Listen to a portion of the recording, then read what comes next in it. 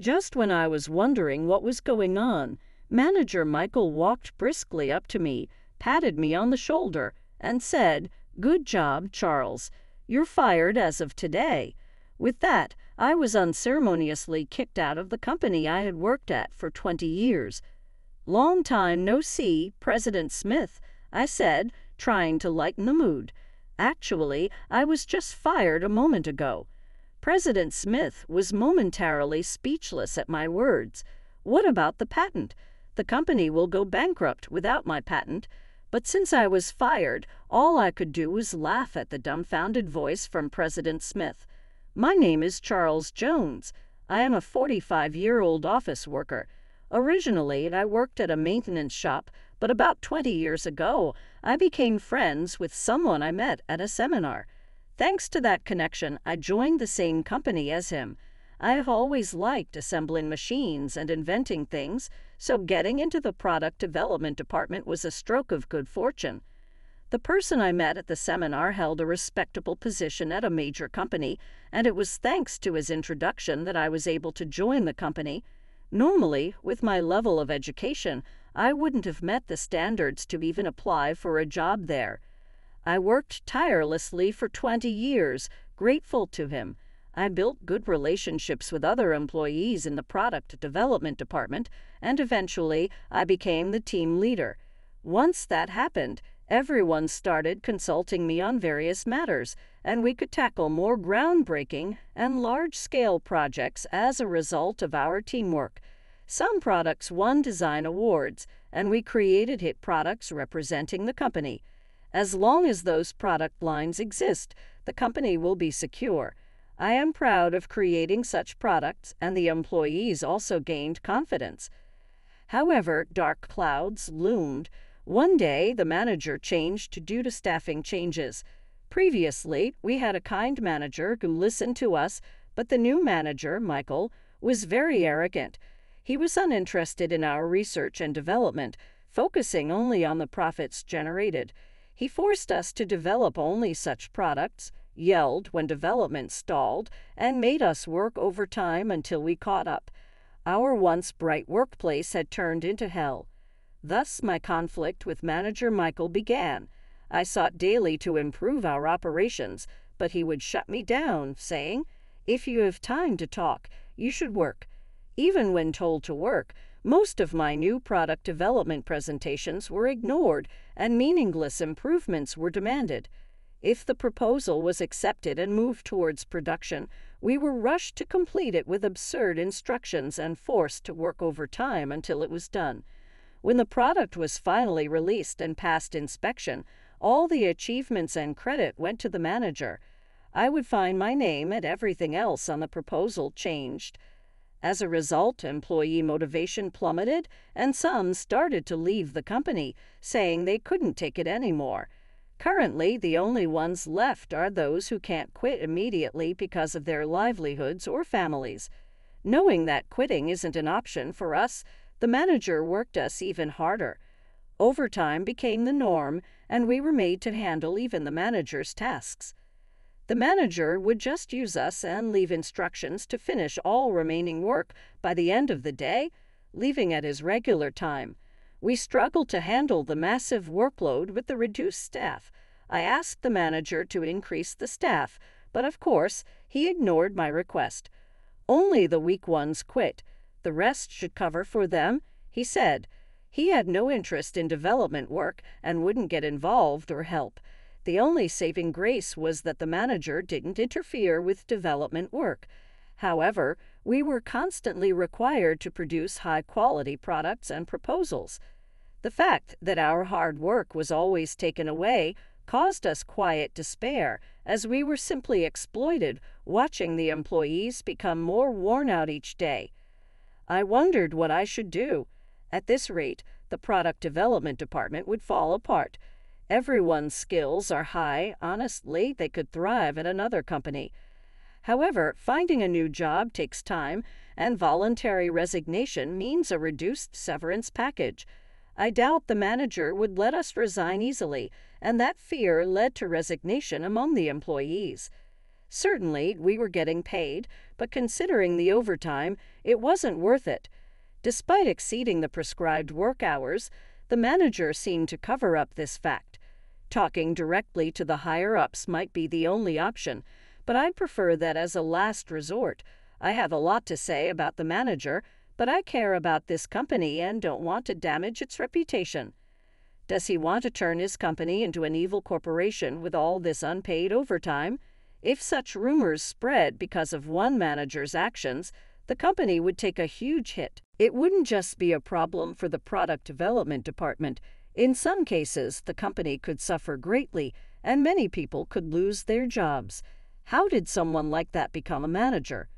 I love this company and my work, but I can't agree with the old-fashioned seniority system. People who have nothing to do with this kind of work become managers and exploit the employees without understanding the job. I'm not trying to deny all old ways and methods, but many harmful customs remain. The manager's favorite phrase is, "Back in the day, this was normal." It would be normal for subordinates to show face to their boss. It is an arrogance that would have been tolerated in the past. He needs to realize that times have changed. Someone has to say it, and that someone should be me, the team leader. I decided to confront the manager. That day, I called Manager Michael to the conference room. Naturally, Manager Michael didn't hide his displeasure, but he agreed to talk. "I have a dinner meeting. I'm not as free as you guys," Manager Michael said with a laugh. "But we're not free. In fact, we're losing sleep because of you. Manager Michael, you need to change your behavior. Do you understand that what you're doing is illegal?" "What? What are you talking about?" "You're just working overtime on your own. I've never forced or encouraged overtime." I was thoroughly disgusted by his blatant lies. What is he thinking, knowing that if someone chews, the company could be in serious trouble? "The employees are at their limit. Please return the achievements and rights you've taken from them." I begged him, but all I heard was Manager Michael laughing heartily. "What are you talking about? You all are happy working under me, right? You're working because you want to, so you don't quit. Isn't that right?" "That's not true. Everyone is at their breaking point. Are you planning to destroy this department? If it can't survive this, then that's all it was worth." With that, Manager Michael pushed past me and left the room. I didn't think it would be this hard to get through to him. I let out a big sigh. I have to find a way to report this to the higher-ups. Reluctantly, I stayed late with the employees that night and went home afterward. The next day, I went to work determined to find a way to talk to the higher-ups. As I entered the office, I felt everyone's eyes on me. Just when I wondered what was going on, Manager Michael walked briskly up to me, patted me on the shoulder, and said, "Good job, Charles. You're fired as of today." With that, I was unceremoniously kicked out of the company I had worked at for 20 years. As I held my bag, stunned anger slowly began to rise within me.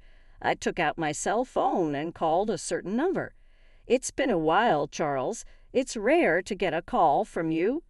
The person who answered was Mr. Smith, the one who had invited me to join this company.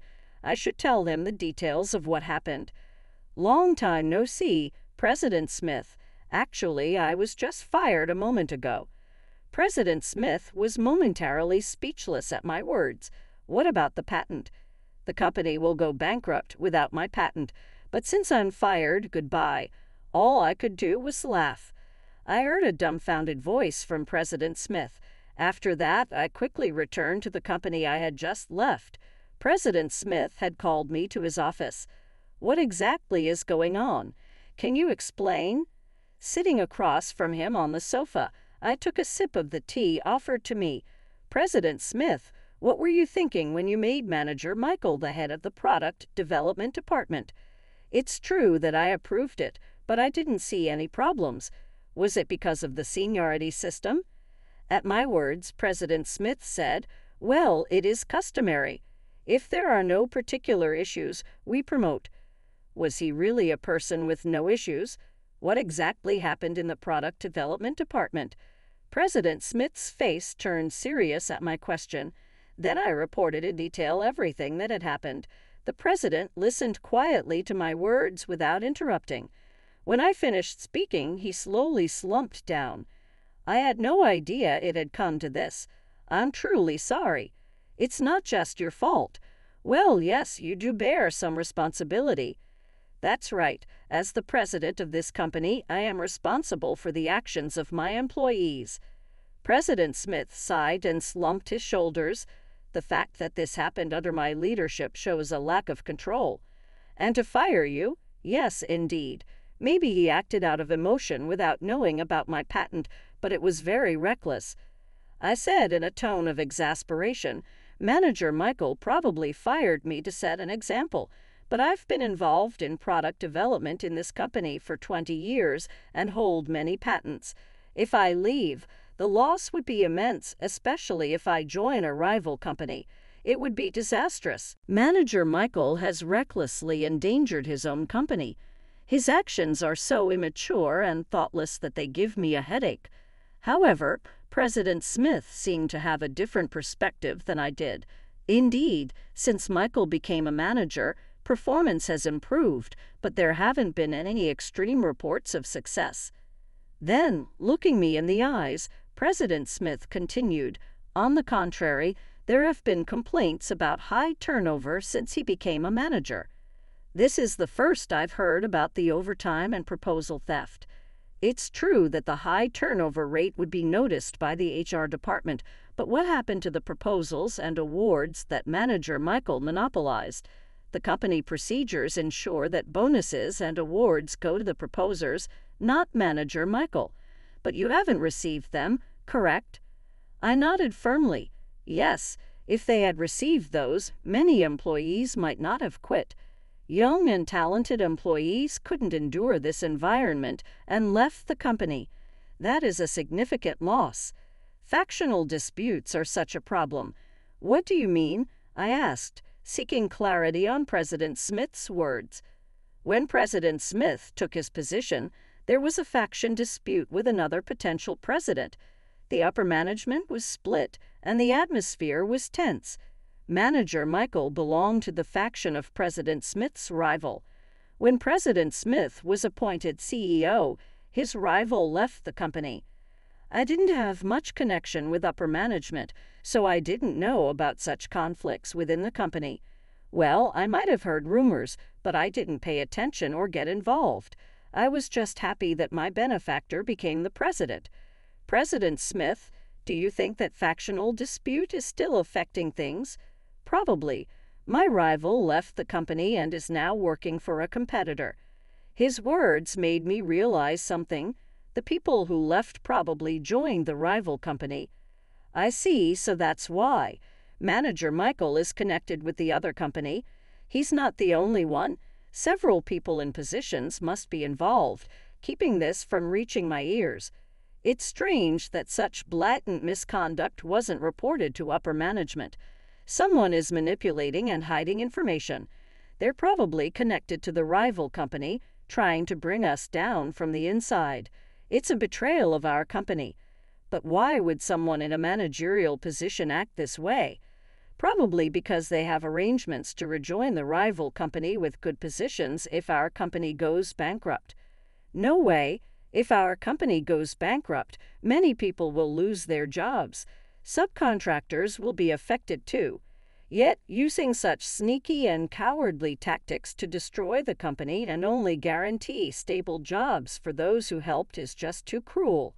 They probably wanted to get rid of you, Charles, because you've been more devoted to our company than they expected. They decided to fire you. They fired me because I wouldn't quit on my own. Yes, as I mentioned earlier, you hold the patents. If you leave, the damage to our company would be immense. President Smith frowned and continued, They likely intended to recruit you after you left. Unbelievable. It's quite possible. They probably would have approached you within a few days. That explains the sudden dismissal. But I'm personally offended by the idea that they thought I'd easily switch sides. Even so, I won't sell everything to the rival company, at least while President Smith is here. I have no intention of selling my patents to another company. They probably never considered that. Honestly, they underestimated me. I'm truly glad you're a man of integrity, President Smith said, his tense face finally relaxing. In any case, I have no intention of approving your dismissal, Charles. If such documents have been submitted, I'll take immediate action. So I'm not fired? Right, of course not. I want to build this company with you. Hearing President Smith's words, I finally felt truly relieved. Now that we were clear on that, we knew what needed to be done. It seems we need a thorough cleanup. President Smith smiled calmly, but his eyes burned with anger. From there, it was a race against time. While Manager Michael and his group still believed I was fired, President Smith gathered trustworthy employees and executives to share information. We identified several suspicious points and began gathering evidence. President Smith's prediction was correct. Manager Michael and his group had let their guard down, thinking they had achieved their goal of firing me. After I left, the product development department was in a disheartened state, but Manager Michael was in high spirits, leaving on time and heading to a dinner meeting. We identified the executives and employees who attended the same dinner. While they were enjoying their feast, we collected solid evidence of improper handling of company documents and falsifications. This included significant financial and personnel misappropriations. We also uncovered the fact that our technology was being leaked to the rival company. It was time to clean out the rot within the company. The following Monday, some employees and executives were in for a shock during the morning assembly when they heard the president's announcement. "What do you mean I'm fired?" Manager Michael and others who were either fired, transferred, or demoted started causing a commotion. "This is unfair. We will sue." I could only smirk at their outburst. "Why are you here?" "I fired you." Manager Michael noticed me and started to cause trouble, but President Smith interrupted him. "I don't recall approving that. On whose authority was Charles fired?" Manager Mitchell's eyes darted around, but no one met his gaze. Everyone was blatantly avoiding eye contact. It was clear that one of those employees had processed my dismissal. Now, regarding the claims of unfair dismissal, let me explain the reasons for these personnel changes and dismissals here and now. At President Smith's words, the troublemakers turned pale. Some tried to attack the president and were caught by security guards. I noticed that the contracted security guards were positioned everywhere, ready to quell any disturbance. Uninformed employees were initially frightened by the atmosphere, but as President Smith explained what had happened, they became quiet. When they learned the whole story, their anger turned toward those who betrayed the company. The rage from the product development department was particularly intense. Their glares were like daggers aimed at Manager Michael. Manager Michael, realizing this, trembled with fear. He'd understood better than anyone the depth of their resentment. Few people can remain unfazed under such hostile and contemptuous stares. President Smith made it clear that while they didn't intend to press charges, if the fired employees claimed unfair dismissal, the company was prepared to sue to demonstrate its justification. Realizing this, Manager Michael gave up. Some of the others fell to their knees and wept in despair. It was a miserable scene, but I felt no sympathy. They brought this upon themselves. Given their exposed schemes, it was doubtful the rival company would take them in. Yet some still hoped to find another job. Personally, I doubted that those who planned to use and discard people would honor any promises. The hellish days that began with Manager Mitchell's appointment finally came to an end. I returned to the product development department, and I was promoted for the future. Although the department felt empty due to many departures, the product development department decided to recruit new staff. Surprisingly, many employees who had left hadn't found new jobs and came back. It was gratifying to see them return. Apparently, they had received offers from the rival company, but sensed something fishy and declined. They were even threatened and warned others not to join the rival company. It seems that they had told those who left after them that it was better not to go and that few had gone to the rival company. Manager Michael and a few others found new jobs but were reportedly treated as low-level employees. In the end, there were no significant positions for those who failed in their plans. Despite this, the fact remains that many who knew our company well had joined the rival company, which was a substantial loss for us. However, considering we cleaned out the corruption within the company, it was something we had to accept. I'm content with regaining the ability to work at a company I like. It's enough for me to get back to that kind of routine. Nevertheless, President Smith didn't just let things slide. After handling the aftermath, he implemented significant reforms. As we prepared to welcome new employees, he ensured strict compliance and created a healthy, motivating environment where those with talent and achievements could advance. He also reevaluated our product direction. Many employees who had viewed President Smith as gentle and kind were impressed by his decisive actions during the mass firings and reforms. Even some previously complacent executives began to respect his leadership. Thus, our company grew significantly, and within a few years, it gained a reputation as a major corporation.